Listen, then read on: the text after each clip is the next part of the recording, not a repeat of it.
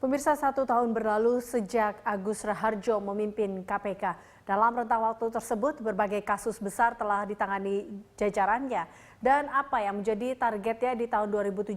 Untuk mengetahui informasi selengkapnya kita akan bergabung dengan Ardianto Pramono dan juru kamera Yanwar Syah yang telah berada di gedung KPK Jakarta.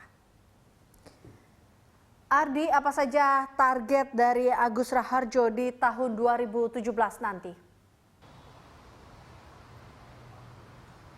Ya, Lisa, tadi pagi Ketua KPK Agus Raharjo sempat men-sharing beberapa targetnya untuk tahun 2017.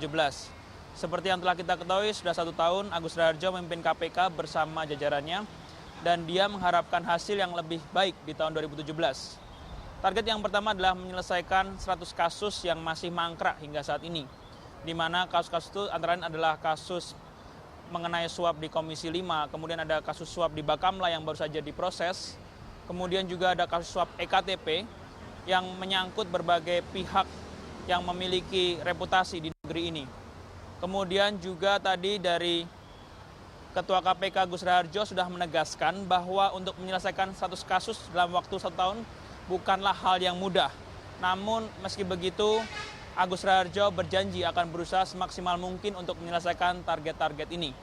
Dan untuk bisa menyelesaikan kasus-kasus ini, maka perlu ada peningkatan kapasitas dari KPK sendiri.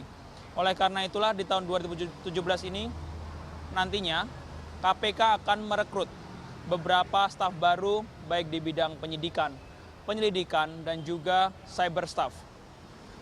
Nantinya akan ada 600 orang yang akan direkrut untuk bisa membantu KPK dalam meningkatkan kapasitasnya dalam menyelesaikan masalah-masalah korupsi di Indonesia.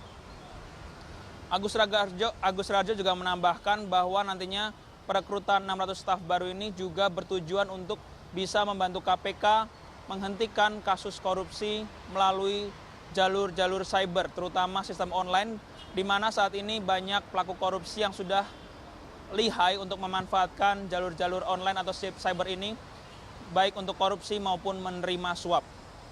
Kemudian Agus Raharjo juga ingin bahwa tahun 2017 ini menjadi tahun melek teknologi, di mana pada tahun 2017 nanti Agus Raharjo menginginkan supaya apps milik KPK yang saat ini bisa diunduh secara gratis di Google Store, yaitu aplikasi Jaga, bisa dapat digunakan lebih luas lagi dan nantinya masyarakat bisa menggunakan aplikasi Jaga ini untuk melaporkan kasus-kasus korupsi maupun kasus-kasus suap yang berada di lingkungan mereka.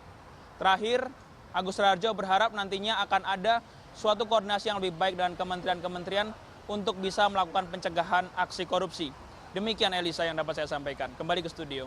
Ya, Ardi, selama 2016 ini banyak tersangka kasus korupsi yang mengajukan sebagai justice collaborator. Nah, tentunya untuk menghindari hukuman berat. Nah, ini apa tanggapan dari Agus Raharjo menanggapi hal ini? Mengenai justice kolaborator, yang harus kita pahami adalah ada pro kontra dalam penetapan status justice kolaborator atau yang lebih dikenal sebagai sebutan JC. Dalam JC ini, pihak yang mendukung mengatakan bahwa JC bisa membantu KPK menyelesaikan kasus korupsi dengan lebih efektif, di mana JC menyediakan informasi dari internal, dari dalam, dari pelaku-pelaku korupsi yang terlibat. Namun di sisi kontra, mengatakan bahwa JC ini seakan menjadi jalan keluar bagi para tersangka korupsi untuk bisa mendapatkan hukuman yang lebih ringan. Namun Agus Raharjo menegaskan bahwa status JC ini nantinya tidak akan didapatkan dengan mudah, di mana untuk mendapatkan status JC ini seseorang harus konsisten, baik ketika tahap penyidikan maupun nanti di persidangan. Jika misalnya seseorang yang telah mengajukan diri mendapatkan status JC tidak konsisten, maka status JC itu tidak akan diberikan. Karena untuk status JC sendiri baru akan diberikan menjelang putusan bagi seorang terpidana kasus korupsi. Selain itu, Ketua KPK juga menegaskan bahwa nantinya meskipun seorang tersangka maupun terpidana memiliki status JC, tidak serta-merta akan mendapatkan remisi. Namun keringanan hukuman ini akan diberikan ketika si JC ini ada di pengadilan, dan kemudian status JC ini akan menjadi pertimbangan dari seorang hakim untuk menjatuhkan putusan kepada seorang terpidana korupsi. Dan berikut ini adalah petikan pernyataan dari Ketua KPK Agus Raharjo terkait polemik status JC di tahun 2017. Kan JC nggak langsung disetujui. JC itu harus kita melihat konsistensi orangnya di pengadilan, kemudian betul nggak seperti yang diungkapkan pada waktu pemberkasan pembuatan berita acara. Jadi sikapnya dia di pengadilan itu juga menjadi penilaian kita. Biasanya JC itu kita tentukan pada waktu akhir-akhir menjelang putusan, kita tentukan oh, orang ini memang pantas menjadi JC. Gitu. Jadi konsistensi itu harus kita lihat. Jadi kita menyebutkan JC apa yang diungkap, banyak nggak yang diungkap. Kemudian konsistensi dia di pengadilan, karena pengalaman kita ada loh. Orang yang menentukan JC mengungkap pada waktu pemeriksaan, tapi di pengadilan kemudian menolak. Nah ini bisa aja kemudian JC-nya nggak disetujui, itu bisa aja.